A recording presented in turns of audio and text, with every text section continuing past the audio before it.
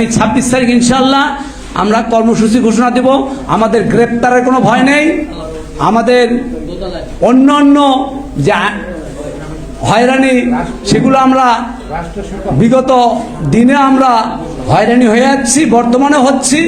আমরা কোনো সকল ভয়ভীতির ঊর্ধ্বে থেকে 18 লক্ষ কর্মচারীর জন্য জেল, জুলুম, হুলিয়া, চাকরিচ্যুত সহ বিভাগীয় মামলা কোনো কিছুর ভয়ে ভীতির ঊর্ধ্বে থেকে আমরা 18 লক্ষ কর্মচারীর দাবির জন্য আমরা আমাদের আন্দোলন কর্মসূচি ইনশাল্লাহ চলবে। আগামী 26 তারিখে আমাদের কর্মসূচি ঘোষণা হবে, যেখানে রাষ্ট্রীয় শোক চলছে, রাষ্ট্রীয় শোক দিবস ঘোষিত।